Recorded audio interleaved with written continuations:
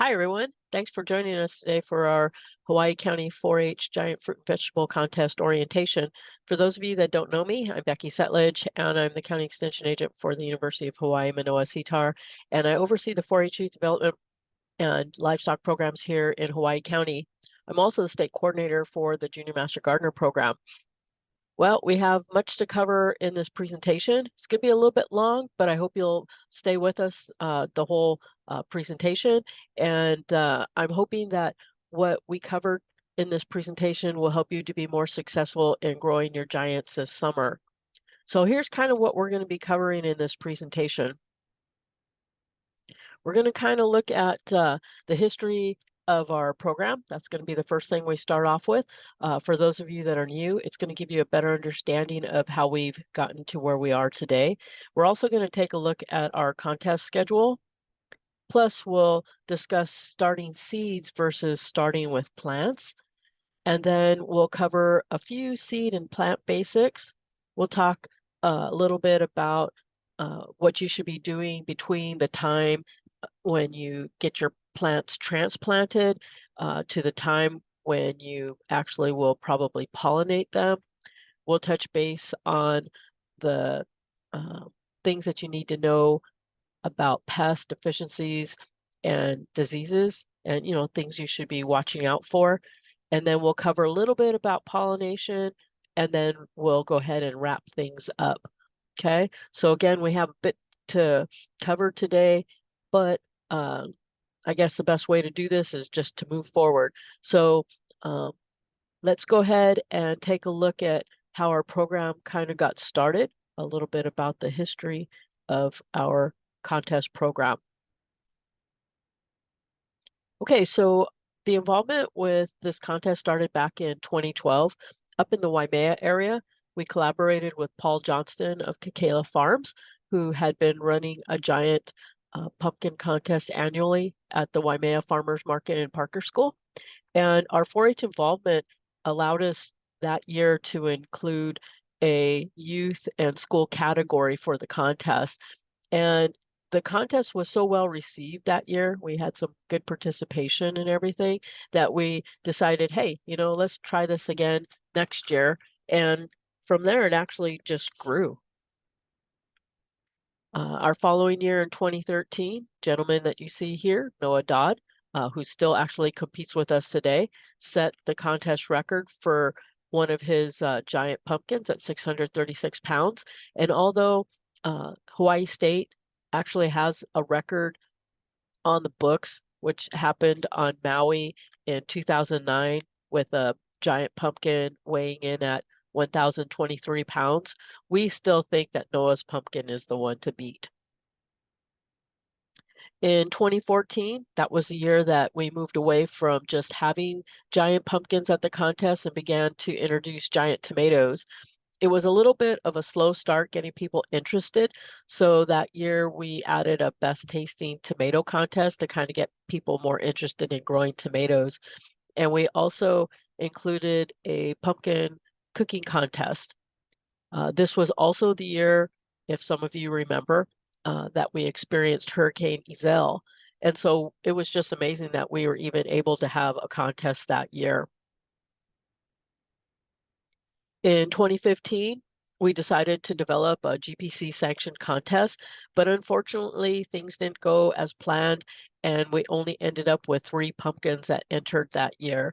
And since, it was so hard to justify the cost in continuing with a sanctioned contest, we ended up kind of just putting that on the shelf. But our hope is that someday we can try again to actually run a sanctioned contest.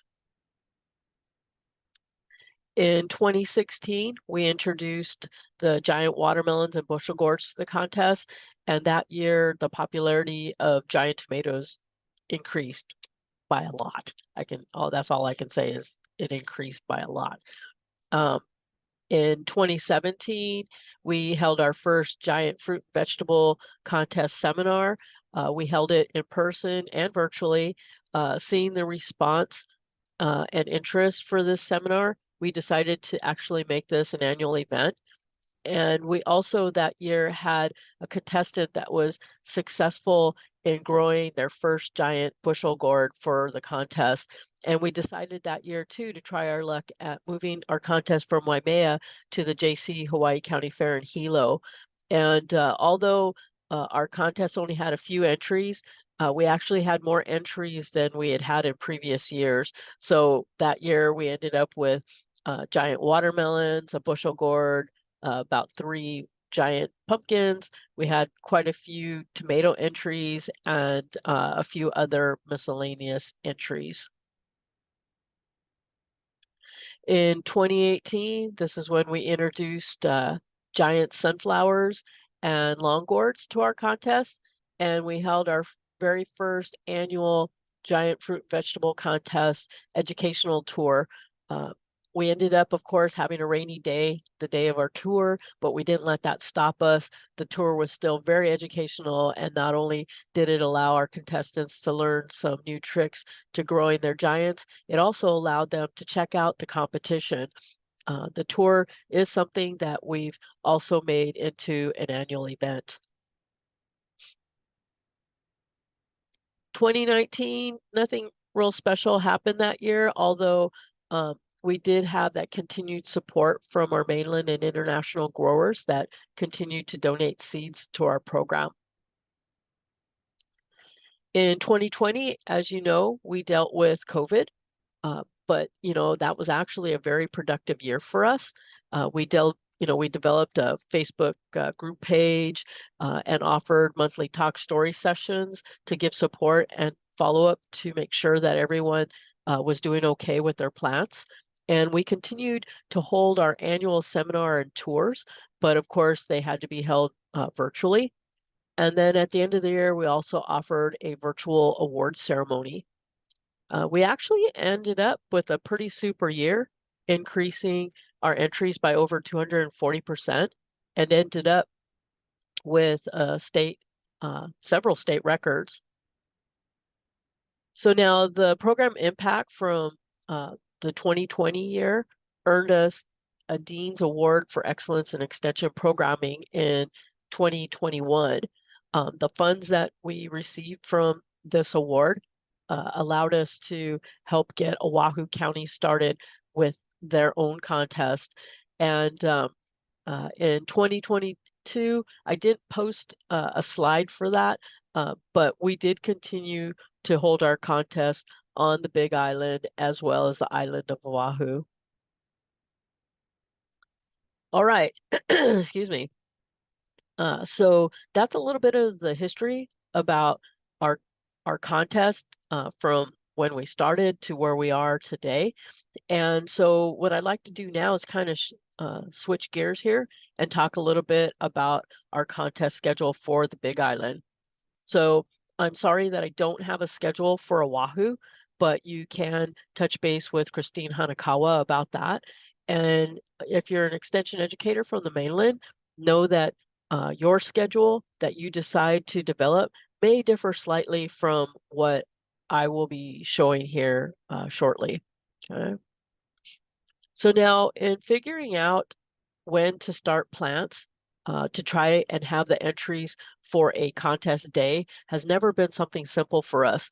We are not fortunate enough to be like the mainland where if your entry needs more time on the plant or if it's ready to harvest before the contest day, there are usually 2 or more other contests that you can enter. But over here, we have always just had one contest. We did have a group in Kona one year that tried to copycat our contest, and I had to beg and plead with them to not compete against what it was that we were doing, because every year varies on the number of entries that we get. And at that time, there just wasn't enough contestants to even make one successful contest.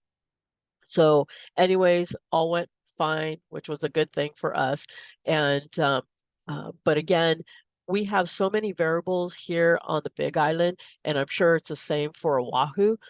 So when we figure out our growing schedule for the year, we try our best to look at how plants have done in previous years and then set the dates that way. Again, knowing that it's not one perfect time for everyone, but trying our best to get the most entries that we can for our contest day. The Jaycees Hawaii County Fair has always been held over the third weekend in September. And right now I'm keeping my fingers crossed that we'll have a Jaycees Hawaii County Fair this year. And the contact that I have for this fair tells me that we're looking to hold the fair September the 13th through the 17th, but that's not 100% yet, but that's what they're kind of hoping for. But either way, we're going to hold our contest. And so make sure you mark your calendars right now for Saturday, September the 16th. That is when we will hold our contest this year. And should it happen that the fair doesn't happen, no problem. We're just going to look for another location for our way off. Okay. So as you look at the schedule, you can kind of see that I'll be starting tomatoes April 14th, which if all goes planned, should be ready to distribute sometime around the end of May. Typically our tomatoes do best when we start them at this time, but it does put them ready to harvest kind of like in early July. And so in 2017, what we did was we started to kind of follow what the mainland growers were doing, which was to offer an opportunity where you could enter your heaviest tomatoes before the actual contest. We allow up to 3 tomatoes to be entered, the heaviest ones. You can weigh more than that, but it's your 3 heaviest ones that will get entered into the contest. And then you have until mid-August to do that. And then after that time, then you actually have to bring your actual tomato to the contest in September. As for the watermelons and bushel gourds and long gourds and peppers, I'm going to be starting those in a couple weeks at the first part of May. And then again, a hope is for distribution at the end of May. But again, it's all pending our weather conditions and that the plants are actually ready to be distributed. Pumpkins will start the middle of next month, and then those wanting to grow sunflowers, unfortunately, you're going to have to wait a little bit longer. I hope that that won't discourage you at all, but we're going to need to wait until about the middle of June to have our sunflowers be started. And again, we're doing this late in the summer, if you want to call it late. And that's because we're trying to get it so that the timing will be right for our September 16th way off. Okay. All right. So there's always question about why don't we just weigh all the entries when they're ready, especially when that's basically what we've been doing the last few years. Well, for those of you that that have been competing the last couple years, they can tell you, it's really great because everyone can weigh or have their entries measured at any time, and it allows you to have an actual entry doing it this way. But the downfall was that, again, if you consider the fact that our first entries like tomatoes are going to start coming in July, early July, and typically our last entries are weighed in or measured in late October. That's 4 months that you have to actually wait before anyone can find out if they won. And to me, that's just not a contest doing it that way. And then second, we're trying to teach kids basically how to manage their project. So if you take, for example, in 4-H, we do livestock projects. And with the livestock projects, the kids, they select their animals, they feed them out, but they only feed them out for a certain number of days. And then they only have 1 day in which they show. And so if that animal's not ready, okay, the animal's not ready, but it's kind of the same thing with our plants. Okay. So we want to try and move kind of in the direction, the same sort of direction for this contest. Okay. Plus, after 4 months, we did, hold a virtual award ceremony, which was great. But then everybody had to come by the office after the award ceremony, a couple days later, kind of thing, to pick up their awards. And so, don't you think it would be more fun to know that you won and then instantly be given your prize at the contest in front of a bunch of other people. And you know, versus having to wait several days when you can find a time, or mom and dad can find the time to bring you to the office to, you know, get your award, or worse, get it in the mail, you know. And so so that's kind of why we've just decided to hold a one contest day this year. Okay. All right, so looking at distribution of plants, I'm trying to narrow the window for picking up the plants, because the last couple years we have been having you pick them up like every couple weeks. So you were making a lot of trips out to pick up plants. And so that's kind of the goal. Again, you know, I'm at the mercy of what our weather does and how these plants actually grow. But that's kind of the goal that I'm hoping for, is that most of our plants will be able to pick up at the end of May. And but I do have to say, you need to stay flexible. Okay, that's really important for me. And it's the same thing for those of you living on Oahu. You know, be flexible. You know, the plants. You know, we're working really hard to get these plants ready for you, but at the same time too, know that when the plants are ready, they need to be picked up and they need to be put into the ground or transplanted into bigger pots. Okay. At least I start mine in 4x4 pots, and they get root bound really fast. And when they do that, they get nutrient deficient and it sets them back. Okay. And so when that happens, the plants are going to grow as well for you. Okay. So again, our hope is to have a weekend at the end of May, possibly the 3-day weekend, to have everyone come in and pick up their plants. And then, you know, any plants that are not claimed by that weekend, then we'll probably make them available on a first come, first served basis, pending that you have space and time to manage them. And then this way, again, getting these plants into the ground or into larger pots to give them the best advantage for growth. Okay. Okay, so let's take a few minutes to kind of discuss having you start with seeds versus plants. Okay. This year, you know, we gave the contestants an option when you signed up. We gave you guys the option of either receiving seeds or plants. And so regardless of which you've decided that you want, you're either going to get 2 seeds or 2 plants. Okay. And as you can see by the chart here, there's pros and cons to both. Okay. The pros to starting seed yourself would be managing the time of when you start the plant.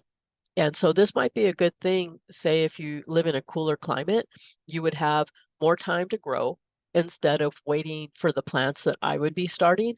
Okay, so you can make your own time schedule. Okay, you of course would learn a new skill of starting seeds, and then of course that sense of accomplishment that you would get knowing that you grew that plant yourself from a seed. The cons, on the other hand, is the seeds don't come with a guarantee of germination. These seeds that I give you are good seeds. It's just that I can't monitor how you've handled those seeds once they've left me or left my office. The second con is that there is a learning curve to starting seeds. If you've never started seeds before, sometimes they can be a little tricky. You know, I don't want that to scare you off, but sometimes there's some tricks to getting them started. And then third, starting from seed might take a little bit more time and effort. Okay. Taking a look at receiving plants, though, one of the pros is that you get a jump start with a healthy plant, especially for beginners. Starting with plants, you don't have to deal with the tender seedlings when you know they're most vulnerable. And then, of course, there's that added convenience when you can take that plant and just place it in the ground. Okay. Now, the only con that I could come up with for actually just starting with plants is that sometimes when you transplant young plants, it could set them back a little. and we call that plant shock. It doesn't happen often, but it could. And so that was all that I could think of for, a con. All right. The only other thing I want to mention before we move on about whether you get seeds or plants, all of them have the potential genetically to grow a monster-sized fruit or vegetables, but it's the conditions and the management practices that you do with these seeds and plants is what's going to determine your end results. Okay. Okay, moving on. Let's take a look at seed and plant basics. I could easily spend a whole day talking about how to handle seeds and plants, but on the basis of time, we're only going to cover a few basics. Okay. We will give out a little bit of information when you pick up your plants or seeds, and we'll also periodically provide you with links to resources that we feel will help you out. Plus, if there's enough interest, we will have more in-depth discussions about individual plants at our monthly talk story sessions, which is open to all, whether you're a Oahu, Big Island, mainland, anyone who's interested. If there's enough interest to do this, we'll continue with our monthly talk story sessions. So just let me know if you're interested. Okay. And we did have that as part of our sign up on the Google forms that you guys filled out at the start to let us know you were interested. But anyways, but understand that this is a contest too. So you also need to do a little work, do a little research to kind of learn more about growing these plants. Okay. Because we're not going to be able to give you everything. Okay. So if you do a little bit of work, we help you also. I think, again, you're going to probably see some pretty cool results. Okay. That being said, don't worry about us leaving you hanging because we're always going to be there for you. So if you ever need help, please don't hesitate to ask for the help. Okay. And you're going to hear this throughout the presentation. Okay. So before we get to actually talking about the seeds and the plants, you first need to be ready for them. So the question is, are you ready for plants or your seeds? Okay. You really need to have your ground or your pot or whatever you're going to be growing your plant in. You need to be ready before you actually get your seeds or plants. Okay. And so, you're going to find that in the end run, those that are ready before they get their seeds or their plants are going to be a whole lot more successful in the end. Something that we do or did a couple years ago here on the Big Island, and it's something that we're going to continue doing for this year, is we're going to have you send us a photo or post a photo on our Facebook page to show us that you're actually ready to receive your seeds or plants before you actually get them. Now, I'm not sure if Oahu is doing this, but it's still good practice if not. So, send those pictures to Auntie Christine. She'll love it, and she'll know that you're serious about this contest and that you're ready.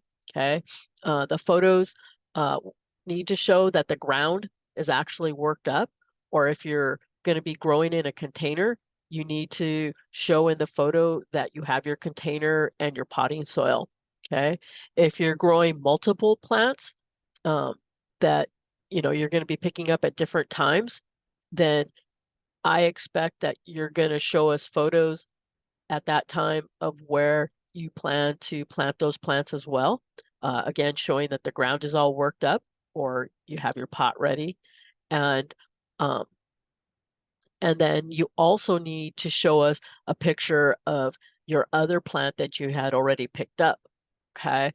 Showing us how those plants are doing and how they're growing, okay? This helps with accountability, and it also allows us to see how you're coming along. So if you're struggling, then, we're able to help you out, okay?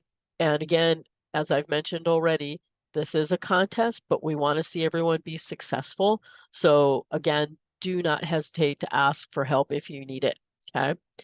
And I have to say too that, you know, everyone's been so great the last few years in helping one another out, and I would love to see this continue. So I should mention too that our giant growers who've donated these seeds for our projects are also watching. Okay, they see what you guys are doing. They see what gets posted on our Facebook page and stuff, and they're really there, you know, to see that their seeds are the, you know, plants that have been, you know, germinated. They want to see these do really well in the contest because it makes them look good too. So so again, they're really quick to help with some suggestions and stuff like that when you need it. Okay, so next, we're going to look at, you know, where you plan to grow your plants. In selecting a site for growing, you need to ask yourself a few things. First, will your plant get enough sun? I believe all the plants that we're growing do like the sun. Okay. Some might need a little bit of shade, but for the most part, they do like the sun. Second, does your soil have enough elevation and drainage?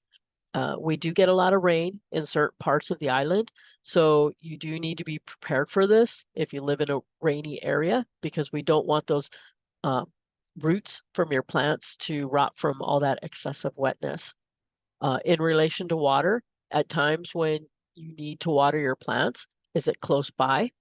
Or do you need to haul water to ensure your plants have it when they need it? And then lastly, do you have enough space needed to grow the plants, the giant plants that you signed up for? Okay. This kind of leads us into talking about space. Okay.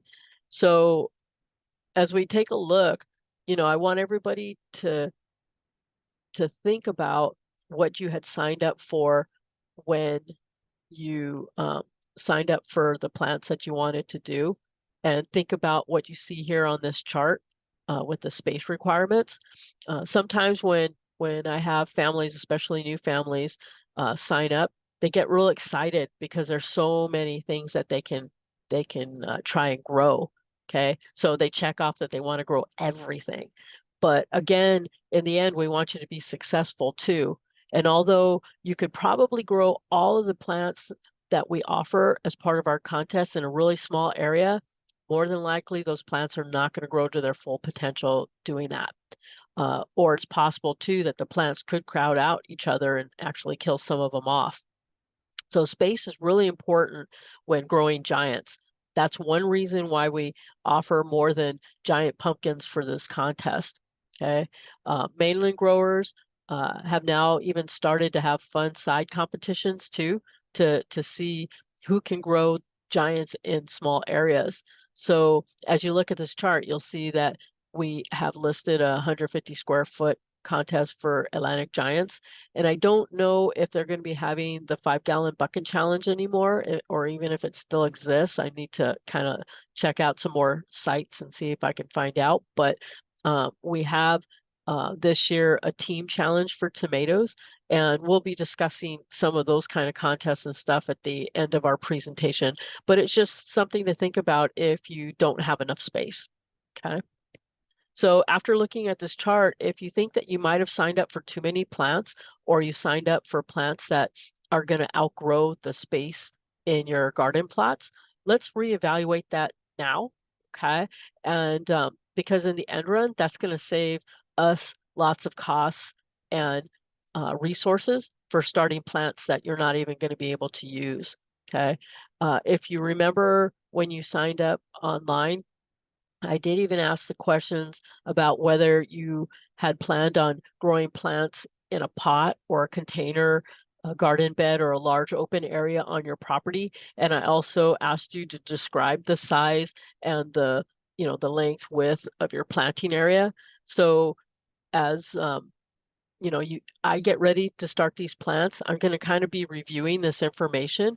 And you know, again, if you feel that you don't have enough space, no worries, just let me know, okay? And we can help work with you to get more suitable plants for your situation. Okay, so now that you have an idea about like how much space that you're going to need to grow your plants, let's kind of move on and talk about those who have requested to start with seeds. For those requested seeds, this is what the seeds for the most part look like. Okay, slide never does it justice because again, you know, the size is just hard to really tell the size of the seeds. But that being said, for the most part, your giant pumpkin seeds are going to be pretty large in size in comparison to our tomato and cabbage seeds, which are very, very small. Okay. Let's go ahead and move on and talk a little bit about how you're going to get these seeds started. So with large seeds like your pumpkin, bushel gourd, and long gourd seeds, sometimes these seed coats are so thick, it's hard for them to germinate. So we help them out by using like an emery board or a light piece of sandpaper, and we'll sand down the edges. You just never want to mess with the tip of the seed. Okay, so keep that in mind when you're sanding down those edges. The other thing too is you don't want to sand them down too far, sand down those edges too far. So you'll see a little line similar to what you see here in the photo on the slide here. And you don't want to file any more than that. Okay. And then for pumpkin seeds, I will basically soak them for about an hour after I sand them before I start to do anything else with them. With bushel gourd and long gourd seeds, I basically do the same thing as I do with pumpkin seeds, you know, filing down the edges, but I'll usually soak them overnight. And another thing or technique that was taught to me was that you could soak them and then actually crack the seed coat edge real lightly, and doing that with a needle nose pliers. But one of the things that I learned was that it's hard to be consistent with your grip strength. So if you're going to attempt to crack the seed coat edge with a set of needle nose pliers, you got to be really, really careful, because otherwise you could, you know, damage the seed or you know, completely crush the seed. Okay. Another suggestion that had been taught to me was to use a vice clamp. And same thing, you know, you set that seed in the vice clamp and then you go real slow with the pressure until that seed coat edge pops open. But again, you've got to be really careful with that pressure, because there's just that fine line of cracking versus crushing. Okay.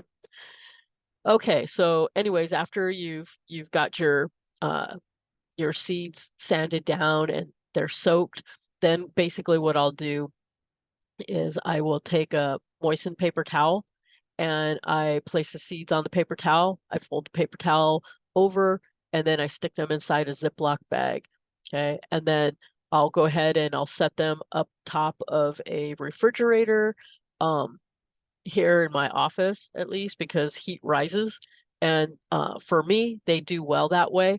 Again, if you go online and Google, you know, starting giant pumpkin seeds or whatever, you're going to get a whole lot of different suggestions. Some people will actually make warming boxes that are temperature regulated.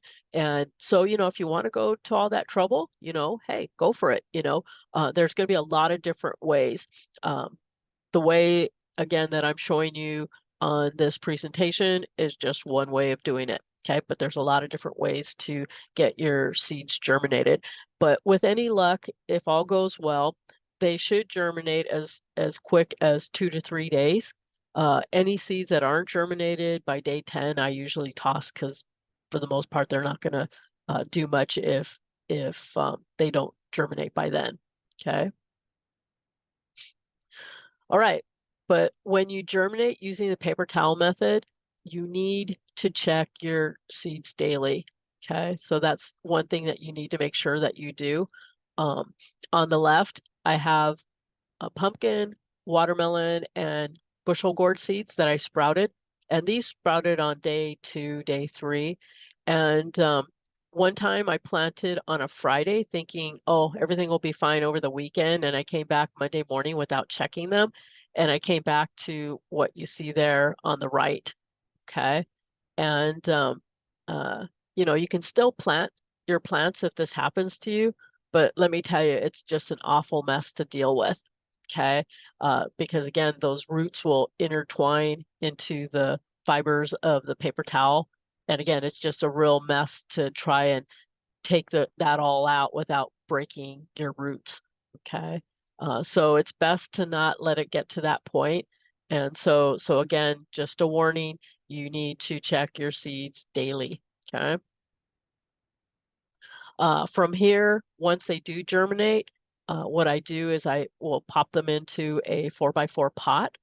And those of you that are planning to start plants from seeds, you could, if you wanted to, you could actually put them in the ground at this point if your climate in your area is suitable for actually planting in the ground at that time. But it's kind of up to you. These larger seeds, you need to keep in mind that they do root bound pretty quick in those pots. You know, after about a week and a half or so, they will root bound. So you want to kind of watch out for that. Okay.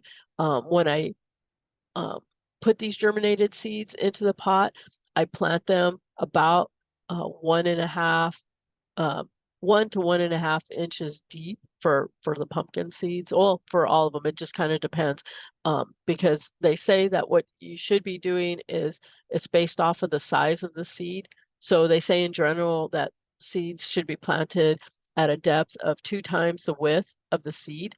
So if the width of the seed is about, you know, 1/2 inch, then you would plant them 1 inch deep. Okay. And typically, from what I've seen, once I put the seeds into the pots, they kind of come up out of the ground in about, or out of the soil, I should say, in another 2 to 3 days. Okay. If you're starting with tomatoes, tomato seeds, again, you're going to be working with very tiny little seeds. So the biggest challenge here is just making sure that the seed isn't planted too deep. And so for tiny seeds, what I do is I start with pre-moistened soil in a tray, and that I'm going to be growing in. And for you, it might maybe be a pot. Okay. So it just kind of depends, because again, you're only going to have a couple seeds. And then what I do is I place the seeds on the soil, and then I lightly cover it with just a little bit more soil, but not more than about 1/4 inch in depth. Okay. And then what I'll do is I'll take a spray bottle and I lightly spray them down, and I cover it with a plastic dome. For those of you that might maybe be on a budget, know that you can get creative and use recycled materials. So you can see I have here on this slide a McDonald's shake cup with a lid. Okay, that would work perfect for your situation if you know you're on a budget.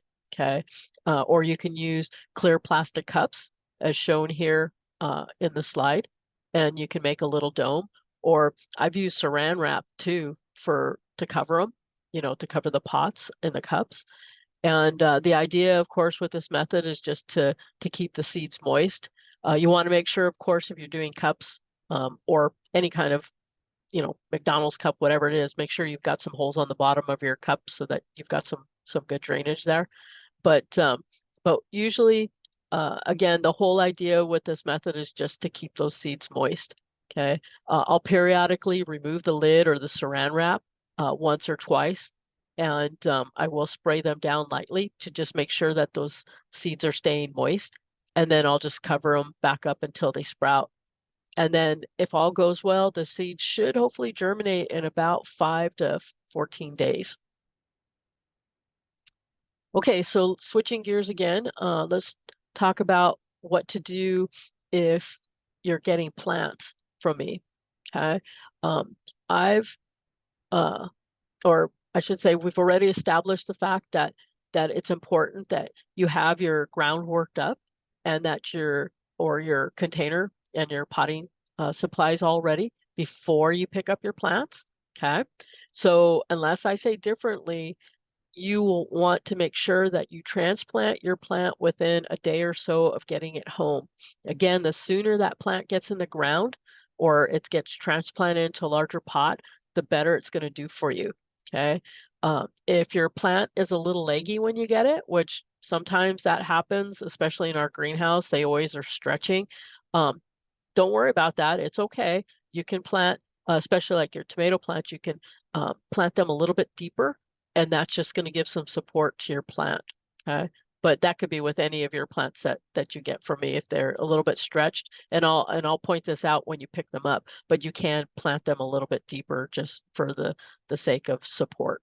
Okay. For those of you that are getting tomato plants, occasionally what happens is I get a call from a family saying that when they got home, the wind came up and it snapped their plant in half and it broke the plant. That can happen, but don't panic. If you look closely at your tomato plant, you're going to see that, like in the picture in the upper middle picture there, you'll see that there's a stem there and the branch has a bunch of tiny fine hairs. Okay. And when you place those in water, when you place that stem in the water or you bury the plant, those little fine hairs that you see there are going to develop into roots. Okay. It might take a little bit of time. It might set your plant back too, but most of the time your plant is going to turn around and it's going to grow for you. Okay. Especially with tomatoes, they're very, very forgiving. Okay. If you wanted to, when your plant does get to a point where it's going to need to be trimmed, and we're going to talk about this here in a little bit, but you can pinch off suckers or take some cuttings from your tomato plant and actually put them in water. And within a week, you'll have roots, and then you can start more plants. It's a great way to extend your growing season, and it's also gives you backup plants if something should happen to your other plants and they unexpectedly die. Okay. When it comes to pumpkins, bushel gourds, and long gourds, one of the things to remember, and this is especially for newbies, but it's a good refresher for everyone, you got to remember that the first true leaf is important so that your plant grows in the right direction. Okay, the main vine is going to grow opposite that first true leaf. And if you take a look at the photo that I have here in the upper right corner, you'll see that I've got it labeled what the first true leaf is. And I have an arrow that shows the direction that main vine is going to grow. Okay. I try and get plants out right after the first true leaf develops. And if you wait too long, that plant, to plant your plant, what happens is you get a bunch of multiple leaves and they all look the same. And then it's really hard to tell which one is the first true leaf. So try not to let that happen. So with the pumpkins, bushel gourds, and long gourds, when they grow, they send out a main vine. Okay. And from that main vine, you're going to see secondary vines that are going to branch out to the right and to the left of the main vine. With watermelon plants, although they too have a main vine, they're also going to have several other vines that are all going to come out from the same stump. Okay. As you see here in the picture, the bottom middle picture there, that's a watermelon plant. And you can see the longest vine that's already stretching out there to the right, that there is your main vine. Okay. But what I usually will do is because they say that your best watermelon's going to grow off of your main. So what I do is I'll tie a little ribbon on that main vine, and I do that continuously as it elongates, and that way I always know that that's my main vine, and that's what I'm going to be looking for my flowers and stuff to pollinate on. That's not to say that you can't get good pumpkins, or excuse me, good watermelons off of the secondaries or off of those other vines that develop, but your best ones, they always say, come off of the main. So that's why I always kind of put a little ribbon around that. So again, something to kind of think about. After transplanting, I do like to cover it with something. So in this case, you can see in the lower right corner there, I have used a laundry basket, and it just shades out the plant. And And it keeps, if you have like chickens and stuff, it keeps them from messing with your plant, or if you have other pests, you know, it kind of helps to keep your plant safe. Okay. I suggest that you put down some sort of slug bait or start saving eggshells, and you can always grind up those eggshells like into a powder and sprinkle that around your plant, and that'll kind of help deter any slugs or snails that hopefully get, you know, into your patch and save your little tender plants there. Okay, so once you get your plants in the ground, there's going to be a waiting period between the time that you are transplanting to the time of when you might consider pollinating. Okay, so let's kind of take a look at some of the things that you're going to need to think about during that waiting period. All right. Oh, went too far. Oh, okay, there we go. All right, so once you get your plants in the ground, again, we've got this waiting period. So what are you going to do? Okay. So while you're waiting, you might think about some of these things that you see here in this picture. Of course, I know for myself, when I first put plants in the ground, you know, I'm kind of watering them by hand, but eventually that plant is going to get too big to water by hand. So start thinking about how you're going to water. Okay. You might lay out some drip tapes. Okay. If you're going to water this way, I myself use fan sprinklers. I set them on a sawhorse. You can kind of see that in the upper right corner there. And so you need to kind of figure out your watering routine of how you're going to get your plants watered. During this downtime, you might also start getting ready for the next set of plants that you're going to grow. Okay. In an area where I live, I do have feral pig issues. I used to have chickens, and they used to be a problem too. Anyway, I don't want them getting into my plants. And so what I do is I'll set up electric fence if I need to. Also, I don't have soil, but I also, where I do want to grow, I do have a lot of weeds. So where I grow, I do lay out black plastic or weed cloth. Okay. So something again to kind of think about. That, you know, once you get weeds, they're a pain to deal with. So whatever you can do to kind of lessen the growth of weeds is going to be very helpful for you. Okay. I also set up automatic timers for my watering, and I'll also set up an injector fertilizer that I use to fertilize my plants. That's not something you have to have, but it's just something that I use. Okay. If you think about it, you might set up some walking boards around your plants. This helps from compacting your soil. The more that you can keep your soil loose, it's going to help with proper oxygen exchange and will help those roots to spread out more. Also, where I grow in a greenhouse, so I'm under plastic, my enclosure will get pretty warm at times during the day. And so I also at times will set up shades, okay, to help keep my plants a little bit cooler.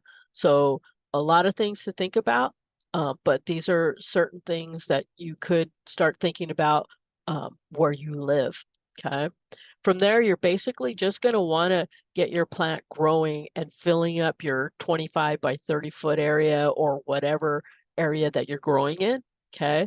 The more foliage you can get with your plants, the better the fruit is going to grow when you have it, okay? So make that a big goal, okay? Highlight that on your notes or whatever it is that you're doing. The more foliage you have, the better. So that's going to be your goal from the time that you transplant to the time those flowers start popping out. You want to, you know, make yourself a bet with your friends or whatever and see who can get the most vines and the most leaves, okay? That you want to have a lot, because again, that's what's going to help you in growing your fruits and vegetables, okay? When it comes to growing pumpkins and bushel gourds, you're going to want to consider eventually training your vines, and you'll want to also bury your vines at the leaf nodes, okay? Training your plants is going to keep them manageable, and at each leaf node, you're going to find that roots are going to develop. Okay, so by placing that soil around the leaf nodes, you're going to actually be promoting real, that root growth. In turn, those extra roots are going to help to tack down your vines to keep them from blowing around in the wind. And it's also going to help to get your pumpkins or gourds more nutrients, okay, when they start to grow. When you grow your pumpkins and bushel gourds, you're going to want to train your vines to grow in what they call a Christmas tree pattern, as you see here in the lower left corner of your screen. And one note about bearing vines to keep in mind is you only want to place that soil right around the leaf node, as you see in the photo on the left middle. You can see that they've only put the soil right around where that leaf comes out, okay? Don't bury the entire vine, otherwise your vine could possibly rot, okay? And when you're doing research online about burying vines, again, you're going to find people do things differently.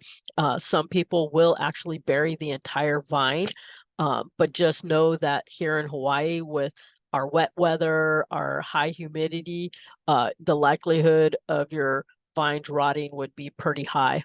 Okay, so just burying around the leaf nodes should do you fine. And it also allows you, by keeping the rest of the vine clear of all that soil, it allows you to actually see the how the vine is doing. So if it starts to rot on you for some reason, at least you can kind of see that. And if it's underground, you won't be able to see that.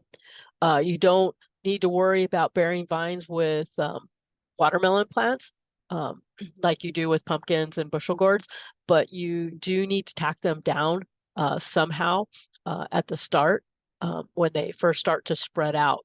Okay. Typically what I'll do is I'll use bamboo skewers to tack down my vines for my watermelons. And as the plant grows, you're going to see that they'll send out these little tendrils, and those tendrils grab everything on the ground. And so eventually that in itself will kind of help to secure those vines to the ground for the watermelons. But again, when you first start off, they do need a little bit of help. Outside of that, again, you want to try and get your plant to fill out in your garden as much as you can before those flowers start popping out. With tomato plants, you're going to want to manage them so that they don't turn into a huge bush. Not keeping them maintained will draw energy away from the growth of your tomatoes, and under certain conditions could even promote disease issues. As tomatoes grow, we try to have you remove the suckers, as you kind of see here in this this picture. Basically, removing the suckers is going to help to control your plant from getting too bushy. And as you look at the picture, you can see where the suckers are located, and they grow from the axil, which is the V area where the leaf branches out from the stem. And again, what I usually do with these suckers is I'll let them grow a few inches before I pinch them off. And you'll see they pinch, when you kind of wiggle them around, they will just break off pretty easy. And but I'll go ahead and I'll pinch them off. And then what I usually again will do is stick them in some water to start some new plants from all of these cuttings. Okay. I have seen some people that will completely remove all of the leaves. I don't know the reason behind that, but don't do that. Again, for the most part, I think it's just most important to just remove those suckers. Okay. The rest of it, I think you should be okay to leave. All right. Typically for our sunflowers, you don't need to do a whole lot for them, other than if you live in a windy area, if you give your plants some support, I think that'll be helpful. I know where I live, I do get wind. And so what I usually will do is I'll start with 6-foot tomato stakes, which you can kind of see in my picture of my sunflowers that I had started one year. And then as the as the sunflowers get taller, then I'll eventually move to using 10-foot PVC pipes. Okay. Or there have been times when we had like Hurricane Iselle, I actually tied my plant to the house, okay, to give it that extra support from that heavy wind that came through, okay. Something you need to keep in mind also with sunflowers is that as that head grows, the head does get heavy. So what happens is you start to see your stem start to bend, and if it gets too heavy, it could actually bend over completely, pinching off that stem that it's sitting on.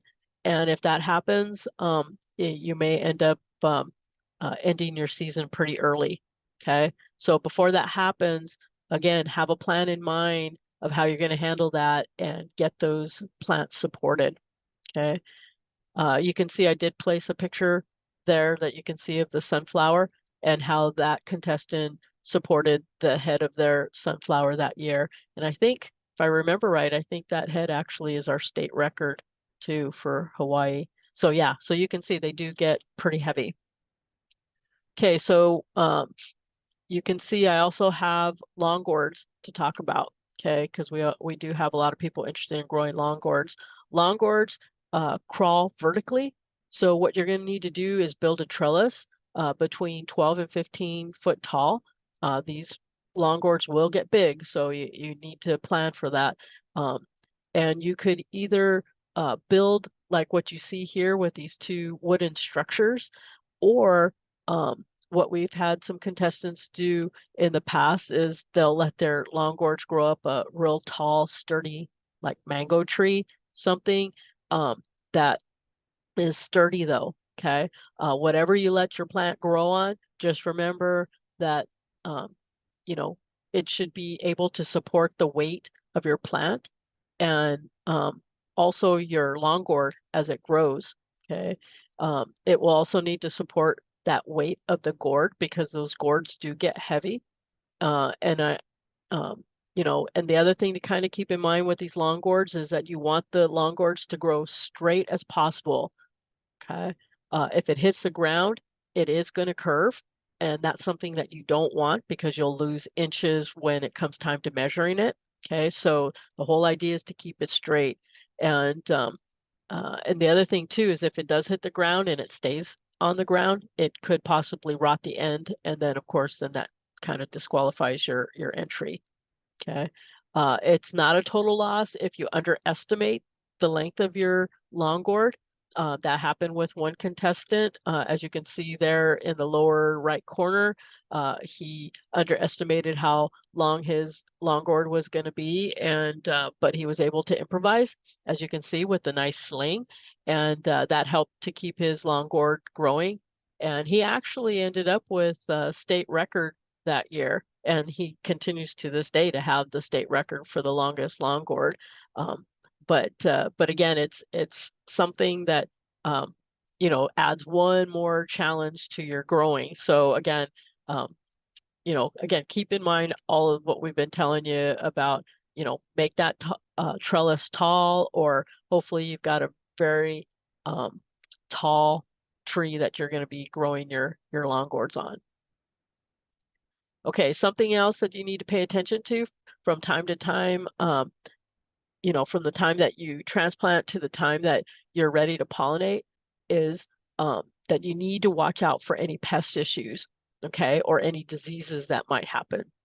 So if you're checking your plants daily, then if a pest or a disease does become an issue, you're able to get right on it and treat it before it gets to, seriously damaging your plants, okay?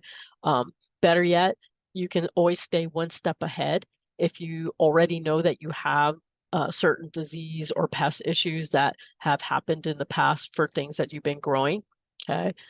So again, start thinking about that now so that you're able to prevent it from the get-go. The two main pest issues that we hear about every year is pickleworm and leaf miners.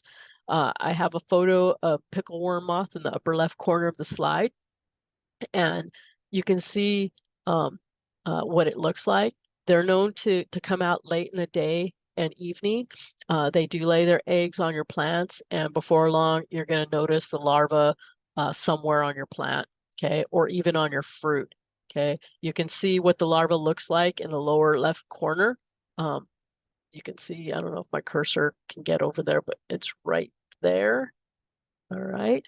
And if left untreated or you don't deal with it, your plant could possibly die. Okay. Or your fruit that's on your plant could die. Okay. In the upper right corner is a leaf miner. I myself hardly ever see a leaf miner itself, but you know, the little fly or whatever it is that these leaf miners are. But the way that I know that I have them is that the larva will leave trails like you see on the leaves in the lower right photo. I've always been told that leaf miners don't harm your plant. They just make the leaves look ugly. But that being said, if you have a real severe case of leaf miners, it could lower the productivity of your fruit and could make your plant more susceptible to other problems later on.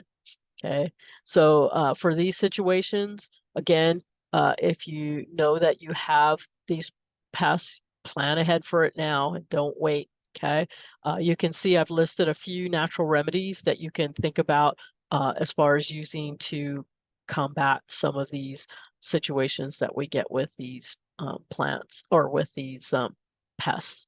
Okay, and although we don't get many contestants alerting us to these pests, know that these could also possibly be an issue too. Okay, so what you see here pictured on the left, going from left to right, we have whitefly, then we have the aphids, thrips, and then on the far right, you see the slugs and snails. Okay. Okay, while your plants are growing, you're also going to want to keep a watch out for any kind of deficiencies or diseases. Every year, we'll see plants from contestants that are lacking in nitrogen. Okay, a good indication of nitrogen deficiency usually is seen by the yellowing of the leaves, as seen in the top and bottom left pictures. You can see two pictures for each of the plants. Okay, with yellowing on the left being deficient, and then the one on the right that's greener in color, that's basically what you want. Okay. It's best to have a fertilizing plan for your plants. Okay. I would fertilize at least every 2 weeks. You know, don't wait until your plant turns yellow to start thinking about fertilizing. Um, Fertilizers like fish emulsion, Bioflora, or Nutri-Rich are just a few examples of things you can try. But you know, be sure that with any fertilizer that you're following the label requirements. Okay, knowing that using more than the recommended amount can actually end up burning your plants or worse. Okay, blight can also be a problem, primarily seen with our tomatoes, and you can see what that looks like in the top middle picture. Initially, it starts with small dark spots that start to form on the lower foliage near the ground or the bottom part of the plant. Okay, the tissue around those spots usually will turn yellow, and then you know the leaf itself will die. The damp, warm, rainy summers that we get could cause the situation to worsen, you know, things much quicker. Applying a product called Organicide or similar products will help, and it's also good for treating like whitefly, aphids, thrips that you might have if you have these pest issues. They do sell products like this at Garden Exchange, Farm Supply Co-op in Hilo, and probably at Farm and Garden in Kona. Okay. Other things that I've read that could help with blight would be things like keeping your plant fertilized properly to maintain a vigorous plant growth.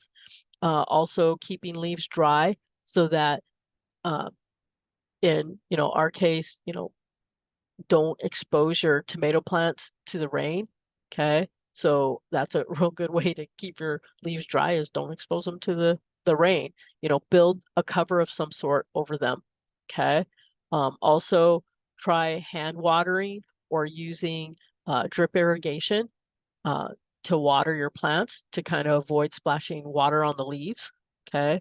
And then keep your plants trimmed, like, again, take those suckers off your plants to get that proper airflow is also going to be helpful in hopefully preventing or managing your plant so that it doesn't get blight. Okay. As for other plant deficiencies and diseases, we see the two on the right.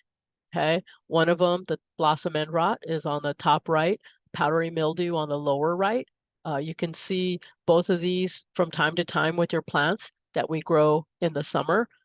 Someone can, tell you a lot of different things, or you can hear a lot of different things about blossom end rot, blossom end rot. But the main cause of it is typically a calcium deficiency in the plant, which can be caused by low calcium levels in the soil, or the soil that is either over or underwatered. But from what I've read too, blossom end rot can also be caused by a pH imbalance. So using too much nitrogen fertilizer, high salt levels in the soil, and it can sometimes more often, be seen in plants that are grown in containers because of the fluctuation of moisture in that container. Okay, it's suggested that you water the plant consistently and evenly. Don't overwater. If you've missed a day of watering, water the same as you would do otherwise. Ensure that the garden beds or containers that you're growing in have good drainage. Water deeply and less frequently rather than often and doing the water in a shallow way. You stick your finger in the soil near the plant. It needs to be moist 2 to 3 inches down. And the other thing you can do too, if you're planting directly in the ground, is get a soil test done early so that you'll know early on if you do have like deficiency of calcium. And then if it's needed, you could supplement the soil with things like bone meal, gypsum, or similar products. But of course, don't do that unless you've had a soil analysis done on your soil. Lastly, we have powdery mildew. We have seen this, especially in our wet summers. So again, keeping those leaves dry is going to be the key. Otherwise, preventing with a fungicide. I use Dacronil, and I apply that, every 7 to 10 days, and I've found that that's kind of helped. There's a lot of other products out there, or a lot of other ways in which to handle powdery mildew. But again, always be sure to read the labels and follow the recommended practices for each. Okay, so if your plant is growing well, roughly in about 6 to 8 weeks after you get it in the ground or into a much larger pot, you're going to start seeing flowers develop. Okay. Again, you want your plant to get as much foliage as possible before you consider pollinating. Sometimes contestants will get flowers on their plants like a week after they get their plants home. And when that happens, it's possibly popping out flowers more from plant stress. And so that's definitely not the time to pollinate at that point. Okay. Even as excited as you get because you finally have your flowers. If it's a week after you get it home, it's not that time. Okay. With tomato plants, what you want to watch for is what they call mega blooms. Mega blooms are clusters of flowers that you're going to find on one stem. You'll actually see that picture in the upper right corner, and I have it circled. They're going to form these strange looking tomatoes. Okay. Sometimes it looks like 2 or 3 or even 4 tomatoes conjoined. And I think the earliest that I've seen flowers when on my plant was when it was about 18 inches tall. We used to say that, you want to remove all the single blooms and only keep the mega blooms. Those were the ones that the single blooms are the ones that are not circled in that photo. Okay. But now I discourage that. Okay. And so and we say to wait until the tomato sets before you start removing any of the extra flowers. Okay. Because what happens is sometimes we don't get mega blooms, which happens sometimes again. And And so if you've pinched off all your flowers, you're not going to have any tomatoes on that plant. Okay. So wait until you either get a mega bloom that sets, or if it happens that you don't get any mega blooms, then try to set one of the other flowers. Okay. Because sometimes those will also grow into some nice sized tomatoes for you for your contest. Okay. Tomato flowers are self-pollinating. At best, you can kind of help them to pollinate if you wanted to by lightly blowing on them, or tapping the flower lightly, or actually shaking the plant a little bit. That will kind of help. But once you get a tomato to set, I think the biggest thing that you need to remember is you need to give it some sort of support. Okay, so you'll want to make sure that whatever you're using as your sling or support, it needs to be lightweight, and it also needs to be something made from something that if it gets wet, it's gonna dry quickly. Okay, I myself, I use row crop cover because it's a lightweight fabric. Some people use pantyhose.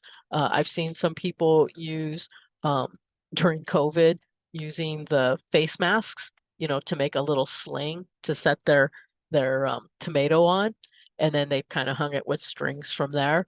Whatever it is that you use, again, just make sure that it's lightweight material or fabric so that it dries quickly, and just making sure that you get that support underneath that tomato so it doesn't pinch off, because again, those tomatoes are going to get heavy and you don't want to have that stem that it's sitting on bend over. Okay. On the far right, you'll see what pumpkin flowers look like. Okay. You'll have a male and female flowers. Typically, you'll get the male flowers first, and then about a week later, you should start seeing the female flowers. Usually, takes about maybe 7 to 10 days before they open up. The male flowers will be just a flower on the stem, while the female flowers are going to have a little pumpkin underneath the flower. Your best pumpkins to pollinate are going to come off your main vine between 10 and the 15-foot mark. You can certainly let Mother Nature pollinate the plants if you've got bees. In my situation, I'm under cover and in an enclosure, so I can't have bees get in there because I can't. And so I hand pollinate. But hand pollinating is also nice because you actually know the genetics behind your pumpkin. Okay, especially if you have two different seeds or two different plants that you're using. Okay, the best time to pollinate is going to be early in the morning, right after the flower opens up. And you can see in the lower left picture that it shows how they hand pollinate. Then typically what we do is we close up the petals for about 24 hours to ensure that nothing else pollinates it.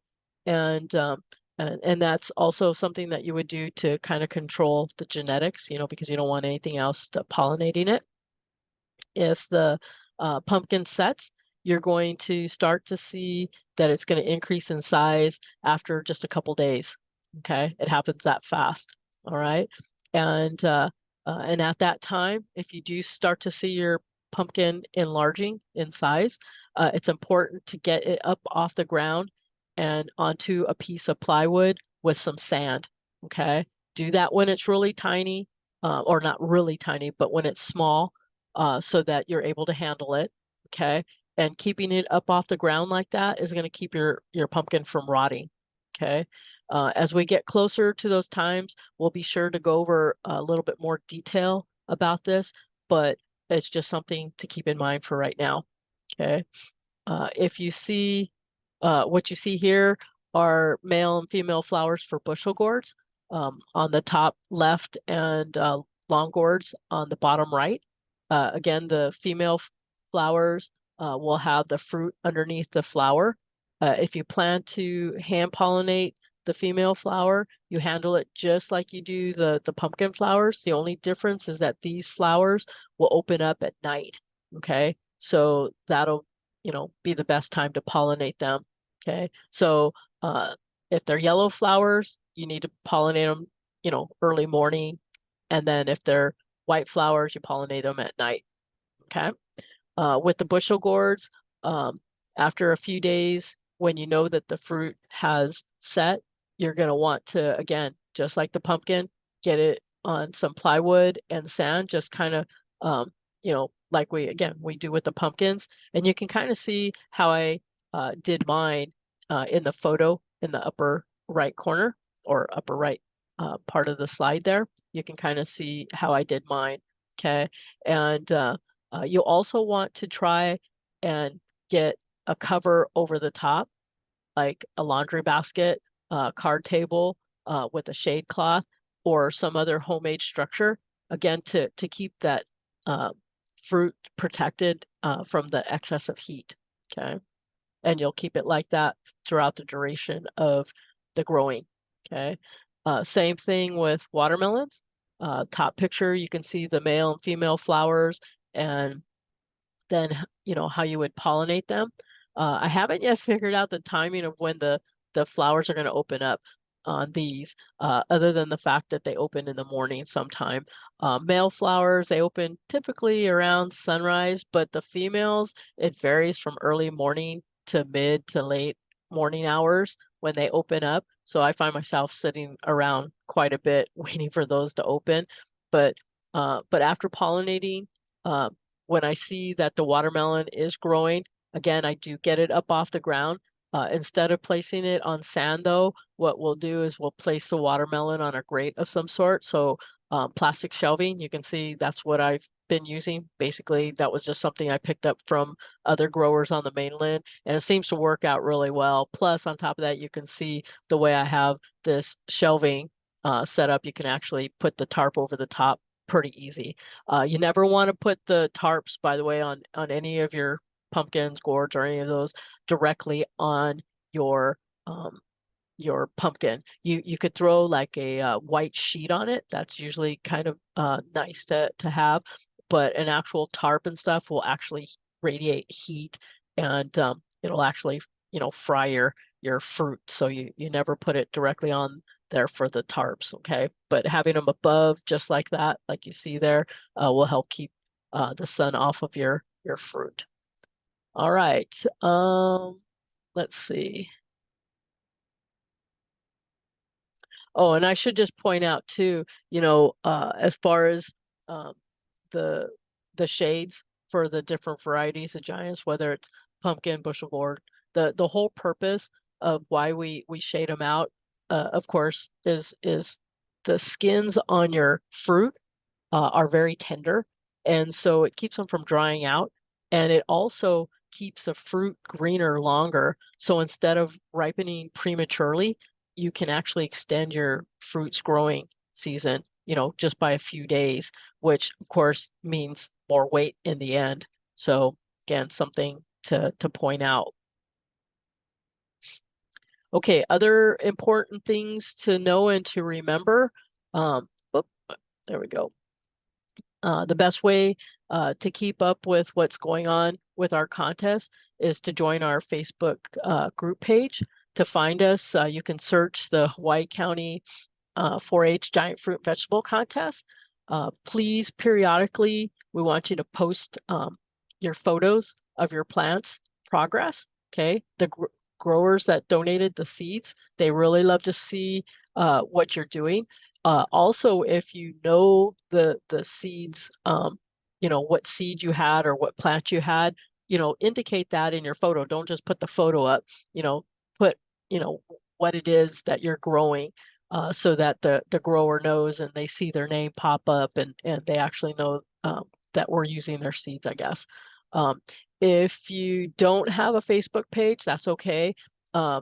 Everyone can tell you that, you can always email me your pictures. So that's just another way to get your photos to me. It's also another way to stay in touch. I'll go ahead and email everybody updates.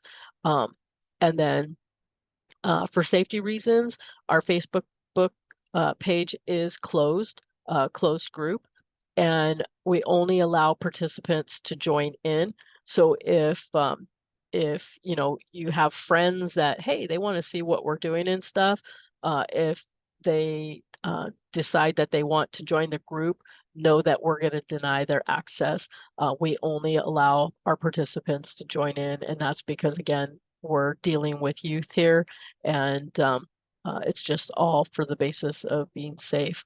One thing that I didn't talk about that's very important, even though these plants and seeds that you get as part of the contest genetically, again, they do have the potential to grow monster-sized fruits and vegetables.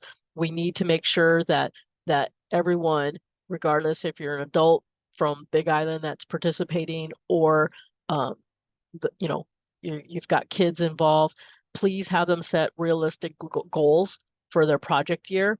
A good goal for everyone to have that's doing this contest for the first time is just keeping that plant alive and making sure that you know, they're able to try and get a fruit or vegetable to the contest, regardless of the size. Don't be ashamed if your entry seems small, because sometimes it'll surprise you. Plus, everyone needs to start somewhere. This is what we call our personal best. Once you have an official personal best, then your goal would be to try and grow it again, you know, whether this year, if you have time, or next year, and let's see if you can get it bigger. Okay.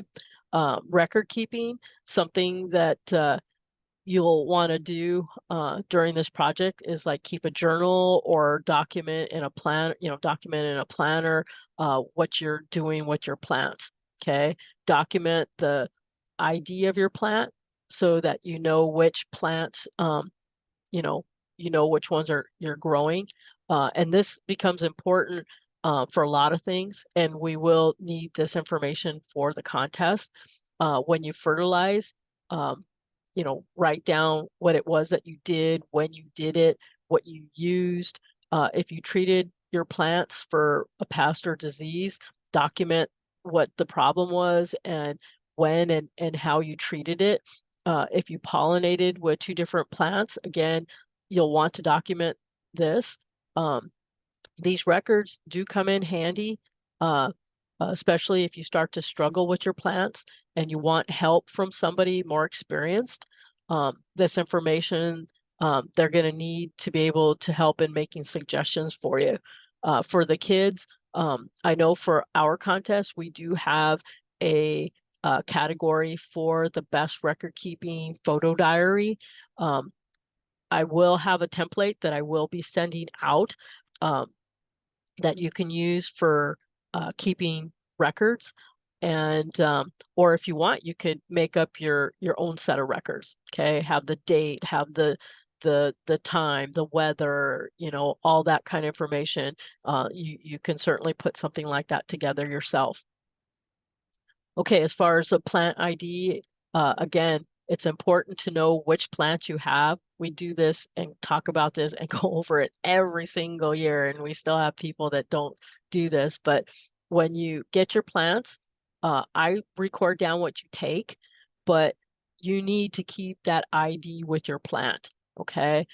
Know that the permanent marker that I use on those little popsicle sticks, they're not going to last all summer, okay? So when you get that plant home, you need to make a nice little sign or something so you know what plant you have, okay?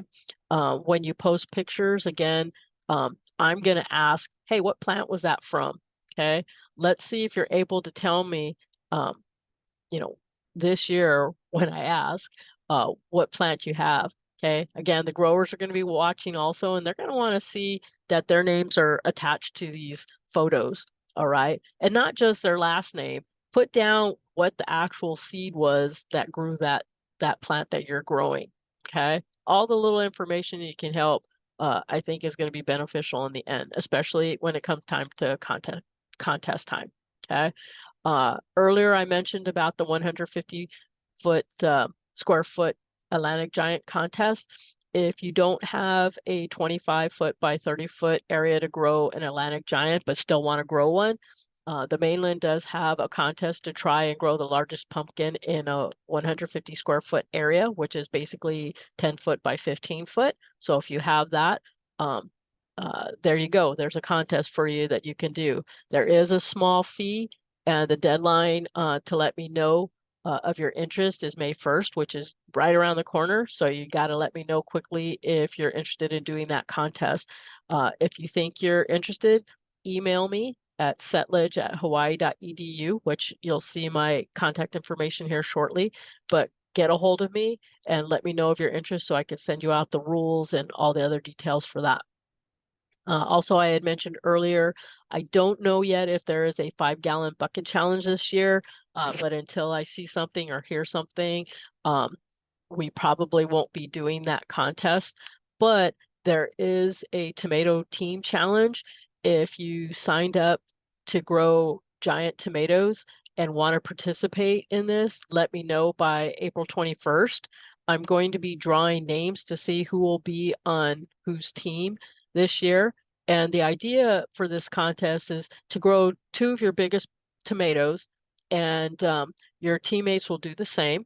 So so in the end, you guys are going to enter a total of 6 tomatoes, and then we'll see who enters the most weight total together with those 6 tomatoes. Okay. Again, this is a mainland contest. For Hawaii, your team just has bragging rights. Okay. So we're not going to have any awards or anything for this. But if you do really well, you could possibly win some prizes and such from the mainland people that are putting this contest together. Okay. Next, I want to mention about giving back to our project. There's a lot of costs that go into this project every year. 4-H, of course, is known for giving back. This year, I may be asking some of you to give back to our program in the form of seeds, mainly if your entry should be of significant size. So I hope that if I approach you and ask you if you would be willing to help in donating some seeds for our project, that you won't hesitate to say, but yeah, sure, I'll help. Okay. Next, please enter your contest if you're able to harvest any fruit or vegetable from your plants. That's a big one there. Our hope is that everyone will be successful and will be able to harvest something. We need to continue to show impacts for this project to keep it going every year. Again, never be ashamed if you think that your entry is small. It doesn't matter. Okay. It doesn't matter if you think that somebody's is bigger. Okay. You need to get your personal best. And from that, you need to try again the following year to get your entry bigger. Okay. It's all about you and what you can do. Okay. For the contest, of course, we're always going to have somebody that's going to have like the biggest tomato or biggest pumpkin or whatever it might be. But again, you're doing this for yourself. You want to see one that you can actually get a tomato or a pumpkin or a sunflower or whatever it might be. Okay. And then from there, you just try and do better the next time. Okay. That's what it's all about. Okay. And if you can do that, to me, you're a winner. All right. And know that even though, again, that your entries, are ready way before the contest too. This is something else to think about. If your entries are ready before the contest day, still let me know. Okay. So at least we have knowledge that you were able to grow something. And to get a state record, honestly, you don't have to have it in the contest to have the state record. It, of course, will not win any prizes from us or anything, but you could still know that what you've grown is a state record. So so get a hold of me if you have any fruit or vegetables that you end up being able to harvest. Okay. Again, we want to count all of the fruit that we have. Okay. And then lastly, remember to stay one step ahead. We know what issues, if you know what issues you have for weather, pests, or diseases, we talked about them today. Be proactive and figure out how you're going to prevent the worst from happening before it actually happens. or at the least have a plan in place for if it does happen, that you're able to get on it quickly before it destroys your plants. Okay. And by all means, gotta have fun with this. Okay. That's what it's all about too, is having fun. All right. So let's see if there's any questions. Let's see. No, I actually did not put my contact information on here. But what I will do is I will make sure that when I send this video out for everybody, I will make sure that I put my contact information on there again. So if you have any questions, you can certainly let me know. And before I end this video, I just want to let you guys know too that you know, there has been quite a bit of information. I hope it wasn't too overwhelming for you. I hope that you're able to take some of this information and that, you know, it helps you be more successful this year. And again, please don't hesitate to ask for help if you need it. And then outside of that, I just want to mention too that Saturday, May the 6th, we do have our annual seminar coming up. I'm still working on our mainland growers that are going to help in presenting, but mark your calendars down. It will be from 9 a.m. to 11 a.m. and that's Hawaii time. So those of you on the mainland that are listening to this, you're more than welcome to participate. It's an open seminar, so anyone that has a Zoom link is welcome to it. So I'll make sure that everybody does get it if they'd like to sit in on it. We will not be recording it because again, typically we like to give advantage to those that will actually sit in on the seminar.